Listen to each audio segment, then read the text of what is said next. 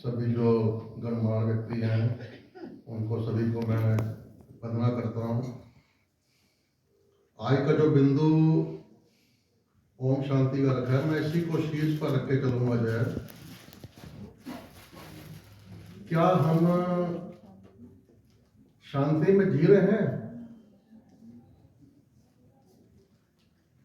आप अपने अंदर झांक कर देखिए, सारे संसार को देखिए, क्या हम शांति में जी रहे हैं? आज समाज में, सारे संसार में अशांति और दुश्मनी, वैमनस्य, इसका बोलबाला है। और उसका कारण क्या है? उसका सबसे बड़ा जो कारण है वो गुरबाणी में कहते हैं, बेमुख होए। आचार्य जी, मैं अपनी तरफ से, अपने समाज की तरफ से सभी श्रद्धालु गणों को, मातृ शक्ति को और इसे ब्रह्मा कुमारी मंडली को, सभी बहन जी को, भ्राता श्री को अपनी तरफ से शिवरात्रि की हार्दिक बधाई देता हूँ। पूरे समाज के शब्द है ही नहीं बोलने के, क्योंकि पूरे ब्रह्मांड की रचता ही तो रच दी। बहुत ही बढ़िया, बड़ा अच्छा लगा। अब आचार्य ने कहा कि ओम तो सबसे बड़ा है, ओम नाम तो सबसे बड़ा है। अगर कोई इसको स्मरण कर ले तो सर्व का भागीदार हो जाता है। अपनी तरफ से, अपने मुसलमान भाइयों की तरफ से इनका स्वागत करता हूँ। धन्यवाद। भवा सभा तत्सवितुर्वरेण्यं भर्गो देवस्य धीमहि धियो न प्रचोदयात्। ओम शांति, ओम शांति, ओम शांति। बहुत बहुत धन्यवाद। आयु में आपने एमएससी इन साइकोलॉजी वो फर्स्ट डिवीजन से पास किया है। कई बार हमने सुना है कि व्यक्ति जब अपनी वृद्धावस्था की ओर जाता है, उम्र जब बढ़ती है तो याददाश्त भूलते हैं, काम भूलने शुरू हो जाते हैं। परंतु हमारे बीच में ऐसी शख्सियत हैं जिन्होंने इस साइंस की इस बात को भी फेल किया है, और आज भी आप बहुत प्यार से कर्मठ होकर के अपने हर कार्य को करते हैं। हमारे मध्य बहुत सी ऐसी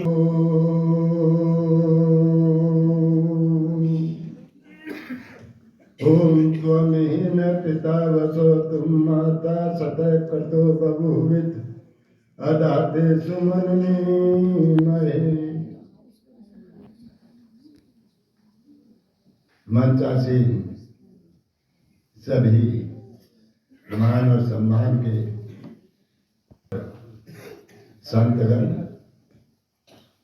सामने उपस्थित सभी धर्म प्रेमी सज्जनों, आदरणीय मातृशक्ति, सर्वप्रथम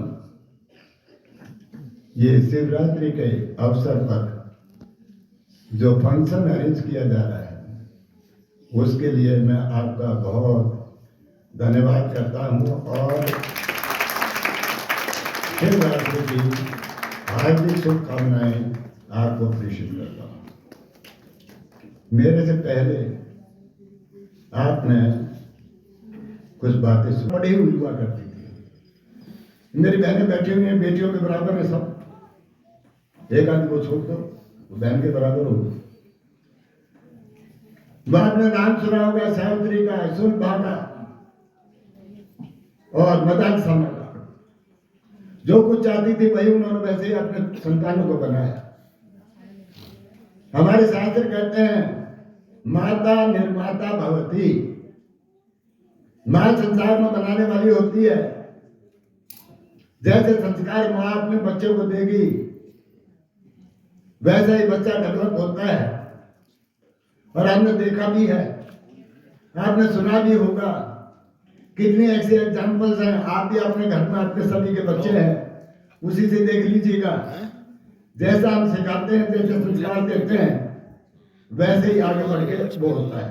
थोड़ा फर्क आ जाता है जब आदमी टीन एज में आ जाता है तो कंपनी का असर पड़ जाता है। लेकिन जो बचपन में दिए हुए संस्कार होते हैं वो कभी भी नहीं भूले जाया करते। अच्छा मैं बुला देता हूँ।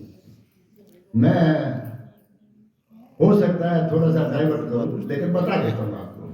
तू देखो एक फिलोसफर हुआ, है उसका नाम था जॉन लॉक। ठीक है, को बात और जॉन लॉक क्या कहता है? तू आ जाए। वो कहता है कि भाई आदमी का जो है ना, ये जो माइंड होता है ये कंप्लीट स्लेट की तरीके से होता है जो बच्चा पैदा होता है, और उसके ऊपर जैसा लिखोगे वैसे ही हो जाएगा। ये आप अपनी भाषा में लिखा सारा है। काम करता हूँ तेरा। उस रात ने अंग्रेजी में बोला था हाँ ठीक है, निकल और ये हमें बताया था, तो ये बात बहुत हद तक ठीक है। सेक्टर 2। आज वो एक समय आ गया मिडिल काल में, मध्यकालीन में, पता नहीं क्या क्या करने लग गए, नारी पशु सब पालन के अधिकारी, इस किस्म की बातें आ गई। वो बड़ा काला इतिहास, हमारा इतिहास जो था, या वो अच्छे दिन नहीं थे, आप ऐसा समझिए। लेकिन अब देखो एक ऐसा समय आया था, या वेदों के अंदर की किसी कुरीतियां आ गई थी, वहां लिख दिया शूद्र स्त्रियां न दिएता, कि शूद्र और स्त्रियों को तो पढ़ने का अधिकार ही नहीं है। बताता हूं, आपने सुना भी होगा, कोई इस बात को बुरा मत मानिएगा।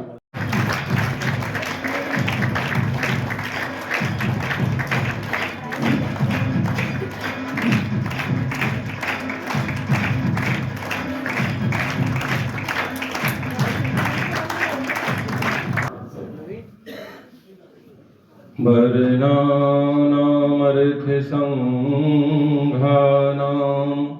रसानां छन्दसामपि मङ्गलानां च कर्तारो वन्दे वाणी विनायको।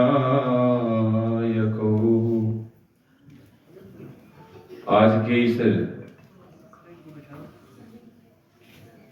बड़े ही शिवरात्रि के शुभ उपलक्ष्य पर बड़े पवित्र कार्यक्रम में मंच पर विराजमान परम वंदनीय प्रातः स्मरणीय सत्य प्रेम करुणा के साक्षात प्रतिमूर्ति दीदी अंजलि जी, हमारे साथ बड़े ही परम उद्भक्त विद्वान, मंचों पर, कई जगह मंचों पर स्वामी जी के साथ हम साथ में रहते हैं। स्वामी रामानंद जी महाराज हमारे साथ उपस्थित, अली सैद जी। तो एक चीज मैं ये कहना चाहता हूं कि मैं जब पटना यूनिवर्सिटी से जब मैं पॉलिटिकल साइंस में एमए कर रहा था, तो एक गांधी जी का आदर्श राज्य की एक परिकल्पना पढ़ाई जाती थी, हमारे प्रोफेसर पढ़ा रहे थे। तो मैंने उनसे कहा, गांधी जी कहते हैं आदर्श राज्य में कि बिना पुलिस प्रशासन के राज्य की स्थापना हो सकती है, कोई उसकी जरूरत नहीं है। अगर आदमी आत्म तत्व में स्थित हो तो कोई जरूरत ही नहीं है। तो मैं सोचता था कि ये गांधी जी जो है ना, ये सिर्फ ऐसी बातें कर रहे हैं, ये कल्पना की बात नहीं, ये वास्तविकता में उतर नहीं सकता है ये। लेकिन आज मैं जब इस जगह पर आया, पहली बार मैं यहां पर आया हूं, और आने के बाद में देखो, मैं थोड़ा बहुत संवेदनशील हूं, मैं छोटी छोटी चीजों को बड़े गंभीरता से देखता हूं। यहां आने के बाद मैं पहला ऐसा मंच शेयर कर रहा हूं जहां पर कुर्सियां लगी हुई है तो बिल्कुल लाइन से, और किसी ने उसको डिगाया भी जरूरत नहीं। जूते चप्पल लगे हुए हैं तो बिल्कुल लाइन से, किसी ने तो डिगाया भी नहीं, बिल्कुल शांति। ये इस बात का प्रतीक है। वो मैं करीब 2000 ईस्वी में मैं एमए कर रहा था वहां पर, 1998 में 1998 में प्रोफेसर, उस बात को आज मुझे ये समझ में आ गया कि अगर आत्म तत्व में इंसान स्थित हो, आत्म तत्व में, तो आत्म तत्व में स्थित इंसान के लिए संसार मिट जाता है और फिर वो बिल्कुल शांत हो जाता है। उसकी जीवन की गुत्थी जो उलझी हुई रहती है वो सुलझ जाता है, और वो आप सब में मुझे ये स्पष्ट रूप से ये दिखाई दे रहा है। और ये दिखाई कहां से दे रहा है? जो सामने पीछे गुरु जी महाराज लगे हुए हैं, उनकी कृपा है। जहर तल्ख तेज का पीना बता दिया, नवा कीफे हयात को जीना बता दिया, देकर पयाम अमशिन को कायनात को आका ने जिंदगी का करीना बता दिया, आका ने जिंदगी का करीना बता दिया। और जीवन में सद्गुरुओं की कृपा हमारे ऊपर होनी ही चाहिए। बिना गुरु के जीवन में हम आगे बढ़ भी नहीं सकते। और गुरु कृपा जब होती है, गुरु कृपा जब होती है तो जिनके न आते थे जवाब उनके सलाम आने लगे, जिनके न आते थे जवाब उनके सलाम आने लगे। गुरु कृपा क्या हुई मुझ पर, मेरे नीम के पेड़ पर भी अब आम आने लगे।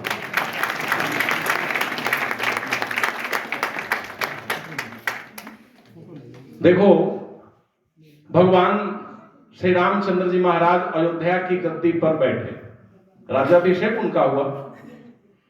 तो महर्षि वशिष्ठ ने कहा कि राम आप कुछ प्रवचन कीजिए। पाई न जई परलोक सवारा, सो परत दुख पावई सिर धुनी धुनी पचताई, काल ही कर्मेश्वर ही मिथ्या दोष लगाई। बड़े भाग्य से मानुष तन मिलता है, देवता गण इसके लिए तरसते हैं, और साधना के धाम और मोक्ष का द्वार है। मुक्ति हम पा सकते हैं, मुक्ति प्राप्त कर सकते हैं, लेकिन पाई न जई परलोक सवारा, जो इस मनुष्य तन में आकर के उस परलोक को नहीं सवार पाया, सो स्थिर धुनी धुनी पछताई, काल में ही कर्मेश्वर ही मिथ्या दोष लगाई। क्योंकि मनुष्य जीवन बार बार नहीं मिलता है, और इस संसार में आकर अगर इंसान मुक्त नहीं हुआ, और मुक्त तब तक नहीं होगा जब तक गुरु कृपा न हो, और गुरु कृपा का साक्षात प्रभाव दिखता है। मैंने कहा अद्भुत होरी देख सिहाए बिरज की छोरी, धन हो तू नाथ अघोरी, धन हो तू नाथ अघोरी, खेले दिगंबर होली, हाँ खेले मसाने में होरी दिगंबर, खेले मसाने में होरी। जो ये गुरु जी ने जो सिद्धांत दिया है, वो सिद्धांत को बढ़ाओ, वो ठीक ही कह रहे, शिव पर ब्रह्म है, और जो तीन जो लगे हुए हैं वो सही है। वो में जान है, आपकी वाणी में जान है, इसी से आरती, इसी से अरदास और इसी से अजान है। ये समुद्र के वही मोती हैं जिससे व्यक्ति नहीं लेकिन व्यक्तित्व की पहचान है। ऐसी व्यक्तित्व की धनी, परम आदरणीय, परम श्रद्धेय भगवान की पुत्री, ब्रह्मा पुत्री, ब्रह्मचारिणी, ऐसी ब्रह्मा कुमारी उर्मिला दीदी के मुखारबिंद से हम सब का सौभाग्य कि अभी हम उनका उद्बोधन सुनेंगे। एक बार जोरदार ताली से हम स्वागत भी करते हैं और सुनने को तैयार भी होते हैं। आदरणीय दीदी, आज जो हम महिला सशक्तिकरण का कार्य कर रहे हैं, तो आदरणीय दीदी जी हरियाणा से ही निकली हैं, और जो ब्रह्मा कुमारी विश्व के 140 देशों से भी ज्यादा में अपना ये कार्य कर रही हैं, उसके मुख्यालय में आप अपनी सेवाएं दे रही हैं। माने विश्व के 140 देशों में हरियाणा की बेटी भगवान का नाम रोशन कर रही है, तो हमें आप पर बहुत गर्व है। ओम शांति, ओम शांति, ओम शांति, ओम शांति, ओम शांति, ओम शांति। परम कल्याणकारी परम पिता परमात्मा शिव की अति प्रिय संतान, मंच पर आज मैं देख रही हूँ कि बहुत ही सुंदर एक संतुलन है। एक तरफ हमारी प्रशासन की मुखिया बैठी हैं, दूसरी तरफ हमारे धर्म के मुखिया बैठे हैं, चिंतक, दार्शनिक, विचारक, विद्वान, और आप सभी श्रोतागण बड़े धैर्यवान हैं, क्योंकि प्रोग्राम 11:30 बजे शुरू हुआ, 2 घंटे अभी लगभग हो जाएंगे, पर आप सबके धैर्य की भी बड़ी कमाल है क्योंकि ऊर्जा तो आप सबकी तरफ से ही हमें मिल रही है।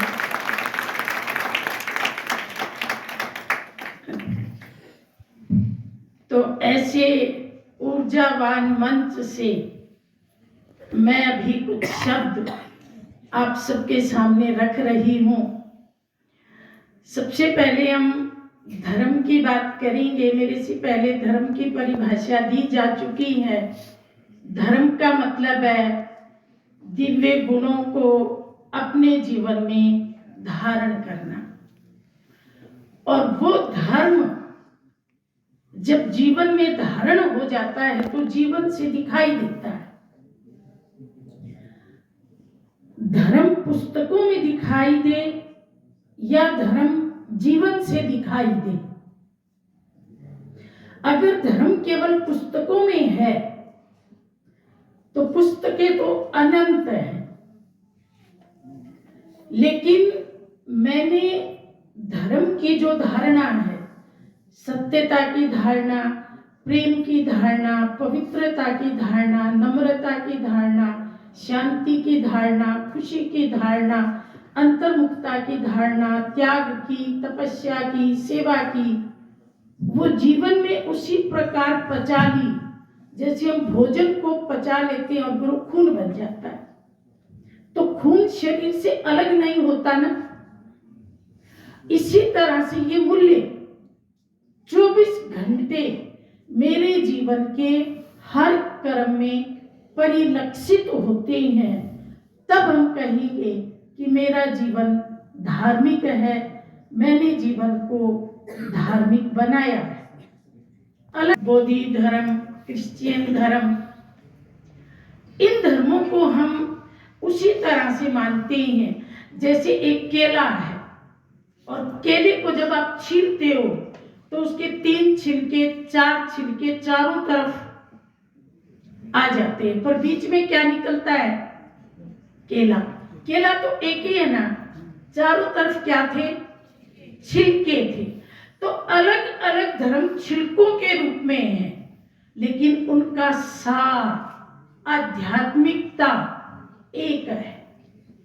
इसलिए हम कभी नहीं कहते हिंदू आध्यात्मिकता, मुस्लिम आध्यात्मिकता, क्रिश्चियन आध्यात्मिकता, बौद्धी आध्यात्मिकता। नहीं, आध्यात्मिकता के लिए अलग अलग शब्द नहीं है। आध्यात्मिकता सबके लिए एक है। धर्म के लिए अलग अलग है, क्योंकि धर्म तो बताया ना आवरण की तरह से है, लेकिन से समझ लेते हैं जैसे भगवान एक है। मन से बात कई बार कही गई। अच्छा, भगवान का धर्म कौन सा है? भगवान हिंदू है क्या?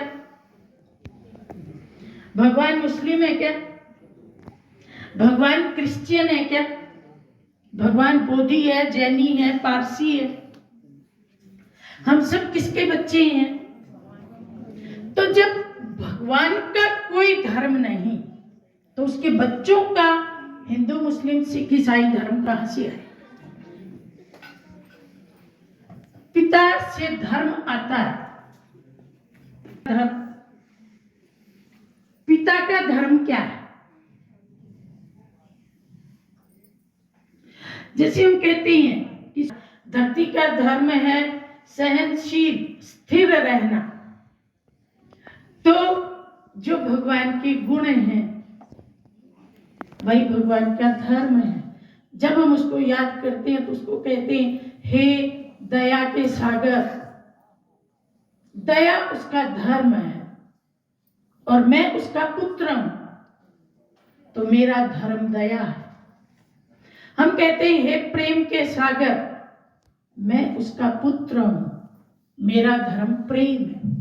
मैं कहती हूँ एक करुणा के सागर, क्षमा के सागर, ज्ञान के सागर, सुख के सागर, तो जो जिन चीजों का वो सागर है वो सारी चीजें पुत्र होने के नाते मेरी भी हैं और वही मेरा धर्म है।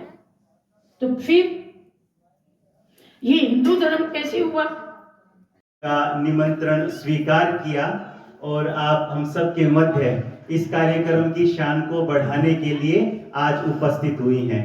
और सच में जब से श्वेता सुहाग बहन बहादुरगढ़ में आई हैं, तब से हम देख रहे हैं कि बहुत से ऐसे सकारात्मक परिवर्तन बहादुरगढ़ क्षेत्र में हो रहे हैं। आप इससे पहले सांपला की तरफ भी एसडीएम का पदभार। आप सबको मेरा बहुत बहुत नमस्कार। यहाँ स्टेज पर बैठे सभी गणमान्य अतिथिगण बहुत ही ज्ञानी, और जैसा कि हम इतनी देर से सुन रहे हैं, मैं शुरू में ये सोच के और ये कह के आई थी कि मैं ज़्यादा देर नहीं रुक पाऊंगी, थोड़ी देर में मुझे जाना पड़ेगा, पर यहाँ बैठ के और सबके वक्तव्य सुन के इतना अच्छा लगा कि उठने का मन ही नहीं किया। और आप लोग तो मुझसे भी पहले से बैठे हुए हैं और रेगुलर यहाँ आते होंगे, तो मैं खुद को उतना सक्षम महसूस नहीं कर रही हूँ धर्म के बारे में या जिन टॉपिक्स पे ये बाकी सब लोगों ने जो वक्तव्य दिए हैं उन पे बोलने के, क्योंकि जाहिर है कि आप सब लोग यहाँ पे स्टेज पे जितने भी लोग बैठे हैं मेरे से कहीं ज़्यादा अनुभवी हैं और इस क्षेत्र में कहीं ज़्यादा एक एक्सपीरियंस और फर्स्ट हैंड एक दूसरों को भी आगे गाइडेंस देते हैं वो, तो उनके लेवल पे मैं जाके नहीं बोलती, मैं तो बल्कि यहाँ से कुछ ग्रहण करके लेके जा रही हूँ, जो मैं कोशिश करूँगी कि अपने डेली रूटीन में और लाइफ में लागू करूँगी। और सबसे अच्छी बात मुझे यहाँ की ये लगी कि सर्वधर्म सम्मेलन के नाम से जो आप करा रहे हो, जो आज के दिन काफी एक रेयर चीज हो रखी है, क्योंकि हम देख रहे हैं हमारे पास सिर्फ धर्मों को किस किस आधार पे बांटा जा सकता है केवल उसकी बातें चलती हैं, लेकिन किस आधार पे धर्मों को जोड़ा जा सकता है उसकी बात कोई नहीं कर रहा है। तो ये बात आपने की, ये वैसे भी मेरे मन के बहुत ही करीब टॉपिक है, क्योंकि देश को आगे ले जाने के लिए ये जरूरी है कि सारे धर्म मिलजुल कर रहें। और हम धर्मों की जो यहाँ पे बात हो रहे थे, इतनी चीज मैं जरूर समझ पाती हूँ कि सारे धर्म कहीं ना कहीं अपने कोर में, धर्मों की बाहर वाली सारी परतें हम हटा देंगे तो कोर में तो वही चीज होती है कि जिसको हम हिंदू कहते हैं वो बैठ के प्रार्थना कर लेगा, जिसको हम इस्लाम धर्म कहते हैं वो नमाज पढ़ लेंगे, क्रिश्चियन है वो अपना वर्शिप कर लेंगे चर्च में जाके। हर एक में पर होता ये है कि हम आंख बंद करके शांति से बैठ के अपने अंदर जो एक तत्व है, आत्मा है, उससे कनेक्ट करने की कोशिश करते हैं। तो क्योंकि बात होती थी इंटेलिजेंस कोशेंट की कि कोई कितनी जल्दी सवाल हल कर सकता है, कितनी जल्दी लॉजिक का प्रयोग करके किसी निष्कर्ष पे पहुंच सकता है। उसके बाद धीरे धीरे इमोशनल कोशेंट की बात होने लगी कि इमोशनली आप खुद के इमोशंस को कितना कंट्रोल कर सकते हैं, औरों के इमोशंस को कितना कंट्रोल कर सकते हैं। लेकिन आज के दिन एक एसक्यू की भी बात होती है, दैट इज स्पिरिचुअलिटी कोशेंट। तो ये साइंस में भी और ये हर जगह मानी जाने वाली बात है कि स्पिरिचुअलिटी कोशेंट भी लाइफ के लिए उतना ही जरूरी है जितना इंटेलिजेंस कोशेंट या इमोशनल कोशेंट। और ये एक शांति, भूख तो नहीं लगी सबको? कहते हैं ना खाली पेट ना हो गए, हाँ, तो सारे ही अभी भूखे भोजन कर रहे हैं। तो देखो अच्छी तरह भूख लगेगी, अच्छी तरह खाओगे, है ना? नहीं तो आजकल लोगों को प्रसाद का भी महत्व नहीं रहा, आधा थाली में छोड़ के चले जाते हैं। हाँ? तो ऐसा काम हमें नहीं करना है। जहाँ पर भी हम जाते हैं वो प्रसाद स्वीकार करते हैं, घर में भी खाते हैं, कहीं पर भी हम शादी ब्याह में जाते हैं, हमारे लिए क्या है, अन्न एक क्या कहते हैं, पूर्ण ब्रह्म। तो हमेशा ये ध्यान रखना है। तो सभी आज की सभा से हम ध्यान करेंगे। तो आज की जो सभा का हमारा मंच है, आदरणीय मंच को मेरा स्नेह भरा प्यार भरा नमस्कार, ओम शांति।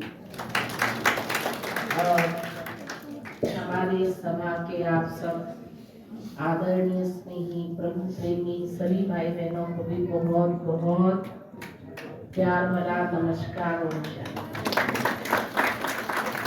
बहुत कम रह गया है, सबको कोई ना कोई काम होगा। वैसे प्रोग्राम थोड़ा लेट शुरू हुआ, ये तो अपनी इंडियन स्टाइल में होता है, बोलते 10:30 तो लोग आते हैं 11:30, तो नेचुरली फिर लेट हो ही जाता है।